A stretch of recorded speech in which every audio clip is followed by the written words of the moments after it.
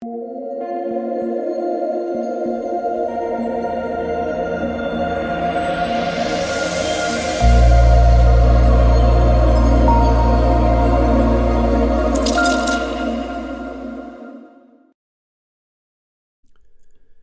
what is going on, guys? This is DK. Back at you with another video here to bring it was 6-game, now it's a 5-game slate on Wednesday. Before I get into the video, if you guys are new to the channel, welcome. My name is DK. I make daily videos and live stream for NBA and NFL slates on Draftkings. Wow, what a crazy last couple weeks it's been here for NBA DFS.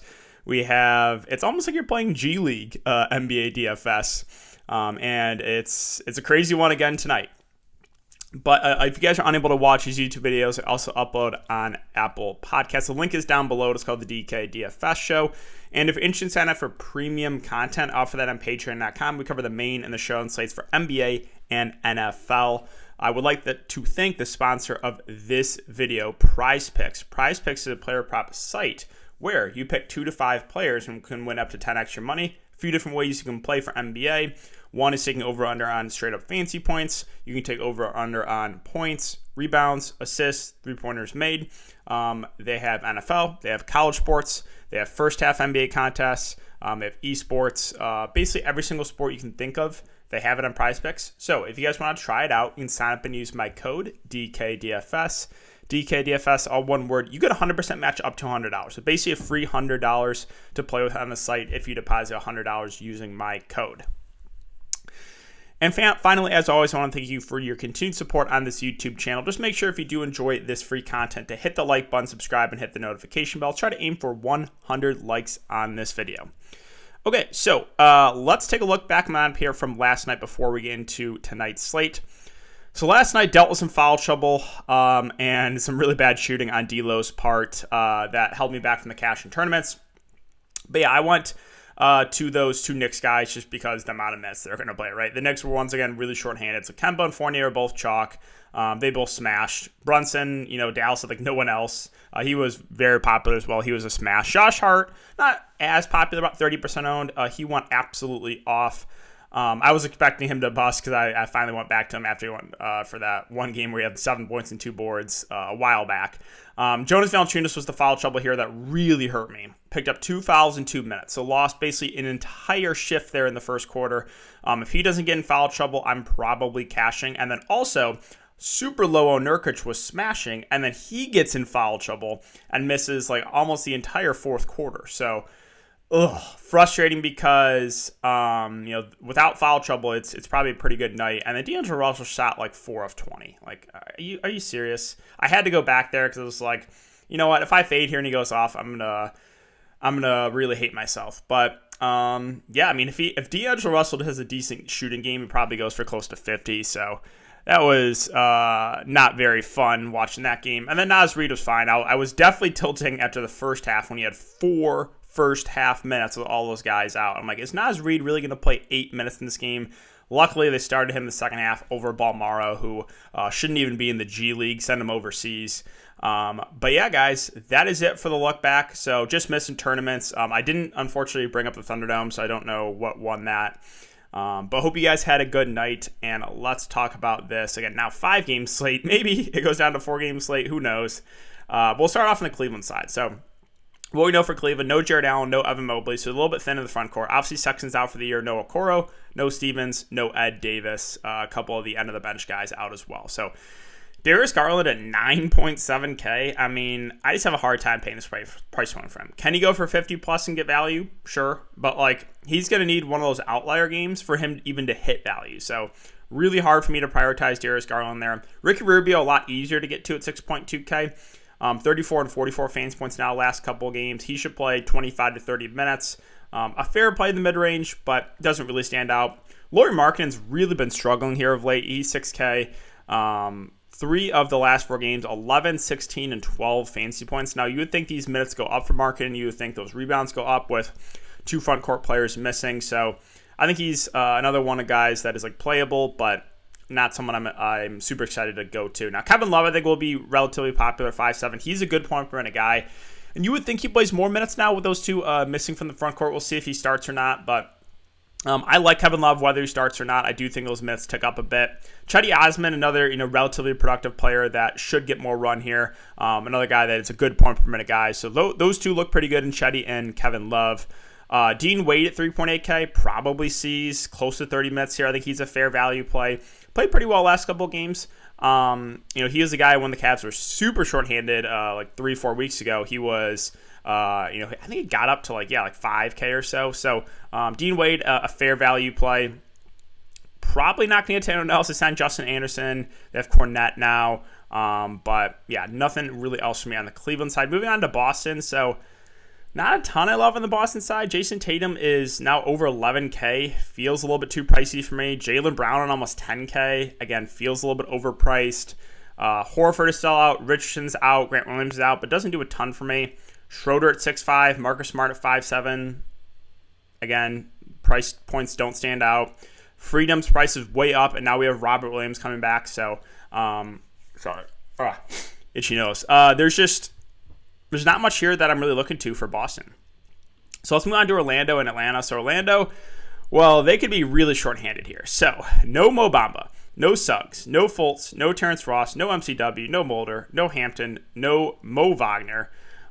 We have Cole Anthony and Wendell Carter Jr. questionable. So if they're both out, then it's going to be what? Franz Wagner 1, Okeke 2, Gary Harris 3, Lopez 4, Gravett 5, Ford 6. They signed Tim Frazier, right? Yeah, he's actually a decent point per minute guy. He would be 7. BJ Johnson, Schofield, so I believe they'd have 9, and Gillespie too. They have, so they still have bodies if Cole Anthony and Wendell Carter Jr. are out. But we'll probably expect those main guys like Franz, Okeke, Harris, Lopez to play a ton. So if Cole Anthony and Wendell Carter Jr. are out, then we'll start with Franz Wagner, who's 7.6. Again, I expect him to play 35 plus minutes. The only issue here is the price point. His price is now way up. Okeke at 5.2, still of interest in him. He's going to play mid-30s minutes. So yeah, I think Okeke is a solid play, assuming that Anthony and Carter Jr. are out. And then Gary Harris at 5.1 probably plays the point if Cole Anthony's out, and he's played 36 minutes back-to-back games. I think he's a pretty solid play there in the mid-range. Robin Lopez at 4.6. He's played big minutes as well, 33, 38. We know he's not a bad point per minute guy and is still relatively cheap. So those guys all look pretty good. And then the value here, like Gravitt's probably played the most. Asani Gravitt, 24, 25 minutes. So if I was going to take a shot on one of those guys, probably would be him. Like, as I said, Tim Frazier is a good point per minute guy, but since he just signed, that I don't think he gets a ton of run. I would think those G Leaguers that signed a couple games ago would get more run than him. So that's our mat right now for the Magic. Moving on to the Atlanta Hawks. So no Trae Young, no Capella. Bogdanovich is probable. No Gallinari, no Hunter, no TLC, and no Lou Williams, who they don't have listed out yet. But yeah, he's in the health and safety protocols, and TLC is now in the health and safety protocol. So I'll start with John Collins at 7.3K. If he can stay out of foul trouble, I mean, he's going to have to do basically everything for this team. We know he's a good rebounder. We know he's a good shot blocker. And now he's going to be their go-to guy in offense in good matchups. I really like John Collins there. Kevin Huerter, 5K, going to have to do a lot more offensively. I think he's a fair play in the mid-range. Bogdanovich, we'll keep an eye. There's a limit. He's, how many games has he missed? So 11. Yeah, it's been about a month he's been out. So, you would think they'd kind of take it easy on his minutes if possible. So we'll keep an eye on that one. If there's no limitations, I'm fine going. I do like Bogdanovich a lot. If he's going to be limited, I'm probably not going to go there. And then Trae Young out, I think DeLon Wright starts. If he does start, he makes for a good value that should play probably 30-ish minutes or so. I like Cam Reddish at 3.7. Whether he starts or comes off the bench, I think there's a lot of minutes for him. And then Okongwu with no Capella. They could start him. They could start Gorgie Jang. They could start Collins at the 5. They still said, though, that Okongwu is going to be at a minutes limit, so I'm not going to go to him. And then I mentioned Gorgie Jang. Maybe there's a chance he starts. If he does start, I think he'd be a playable value play, but center spot should be taken up by him, Okongwu, and maybe some small ball 5 with John Collins. As far as everyone else goes on this roster, you might see some action here from these younger players and guys like Sharif Cooper and Jalen Johnson, some Summer League guys that were getting good run. But I think I would rather go to the more rotation players who I expect more minutes from. All right, Houston and Milwaukee. On the Houston side, not much that stands out to me. I think Christian Wood at 9.3, playable contrarian option. He is also questionable for this game. If he plays, he's a fine contrarian play. If he misses, it's going to be Daniel Tice probably starting, who becomes good value, and then Sengun will most likely not get a minutes increase for some reason. I don't know why. Jae'Sean Tate at 6.6 feels a little bit overpriced. Again, we have Sengun and Tice, so Tice is way cheaper at 3.3. He's been out of the rotation when Christian Wood has been back, but if Christian Wood misses, would expect Tice to start. If he does start, it would be a decent value. Sengun is only center eligible, which is kind of tough, but if he starts this game, if Christian Wood's out, then I would have more interest in him. But most likely what the Rockets are going to do is they're going to start Daniel Tice, which I think is just so dumb. Eric Gordon, 5.7, probably plays about 30 minutes, does have some upside, but again, price does not stand out. Monty Brooks played the most last game. He played 32 minutes. I think he's a fair play, fair value play. Garrison Matthews will get decent run too, but he's scoring independent. So, yeah, Houston as a team just looks pretty unappealing. And moving on to Milwaukee, so still no Giannis, still no Portis, still no Lopez. Drew Holiday's been running the show here. He's 9.4K. I'm still fine paying this price point for him. I mean, he's going to play 36 to 38 minutes and be very high usage in a great matchup. So, still fine paying that price for him. Middleton looks a little bit easier to get to at 8.3K, assuming no limitations. He's missed the last couple games. So the top two guys for the Bucks are going to dominate the usage. However, their price points are up. Connaughton does not stand out to me at 5.5K. Grayson Allen, not really either. I mean, he kind of have upside, but he has to hit his shots to get value. Nowa's priced up from when Middleton is out. Middleton's now back, so I'm not really interested there. Boogie Cousins at 4.4 probably starts if he does start. Minutes, I think a fair guess is like low 20s. And at this price point, I think he still makes a good value play because he's a good point per minute guy if he can stay out of foul trouble. So do like Boogie there for value. Sandro in that game where they basically played only 8 guys, played 42 minutes. I think I'd rather go to Boogie than Sandro, but he would be playable too. Him, Boogie, and probably Thanasis might get a little bit of run at the 5 there. I don't think I'm going to get to the value, though, for the Bucks. Other value, Denver and OKC. So Jokic is 12.6, but it's just a scary fade in a small slate. Great matchup, and just this guy's just phenomenal. So we don't have to spend time in Jokic. Aaron Gordon at 5.8K is questionable. If he misses, probably going to open up more minutes for those other wings in the team. But I don't know if I would really want to jam in like Jeff Green or Michael Green if he plays. Barton at 6.7. Again, with Jokic in, he's just more of a secondary play. Morris has played relatively well, but he feels priced about right. Campazzo's 3.9K. He's been getting somewhere around 20 to 30 minutes, and he's been productive when he's on the court. So a decent contrarian value play. Bones Highland at 3, another guy that is productive when he's on the court. So those two I think are decent contrarian value options in this slate, but neither are going to be a priority play for me. I'm moving on to OKC. So Shai Gilgeous-Alexander at 9.5. I mean, that's just a tough price point to pay from. I know he can still go for 50 plus, but you're going to need like an outlier game, kind of like Darius Garland. So it doesn't really stand out there. Josh Giddey at almost 8K. Again, I'm a big Josh Giddey fan, but it just feels a little bit overpriced. I know he's played really well last few games, 40, 45, and 45 fantasy points, but again, the price is a little bit too much for me. 6.3 Lou Dort does not stand out. The value here for the Thunder is just gross. Like, they're probably going to run like 3 centers, so I don't think I'm going to touch anyone else in the Thunder. And finally, the Clippers and the Kings. So Paul George, 10.9K, a viable contrarian spend up. Again, he has not hit value in the last month of games that he's played. So kind of like Steph Curry, right? It's a contrarian play right now. And the secondary options with Paul George back definitely take a big hit. And Reggie, Kennard, Mann. My favorite of those 3 would be Terrence Mann. For his price, still expect a ton of minutes there.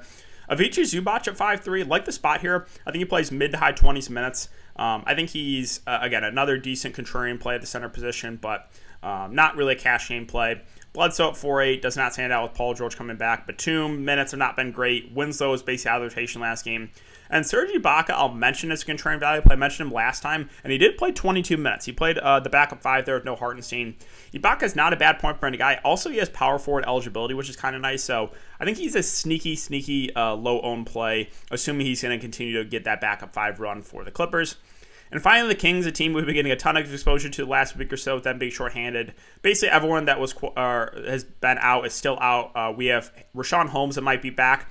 So basically, if Rashawn Holmes plays, it takes Tristan Thompson out of play. If Rashawn Holmes is out, then Tristan Thompson's a good value that probably should play mid to high 20s minutes. So That's really the one piece of news we're waiting on. Halliburton, Nate, too, has just been phenomenal. He's going to play close to 40 minutes, a guy that is triple-double upside with no De'Aaron Fox. He also has shooting guard eligibility, which is kind of nice. So really do like Halliburton there. Harrison Barnes at 7-1 does not really stand out, but again, the minutes should be there. So if you landed him as last piece in, I'm not going to say no. Buddy Hield at almost 7K. Now there's more risk involved. When he was in that 5K range, playing like close to 40 minutes, there wasn't a ton of risk, but now at this price point, if he has a bad shooting game, the floor is still there with Buddy Hield. So more of a GPP play for me, even though I do think he gets a decent amount of ownership. Met 2 now almost 6K. He's been playing low 30s minutes. He'll be productive when he's on the court. I still think he's a little bit too cheap. And that's probably it. Like Mo Harkless will see some run, probably in that high 20s range, but he's just so bad when he's on the court. Damian Jones, if Holmes is out, will get the backup 5 run. He did have that one really big game 2 games ago, but that was kind of an outlier.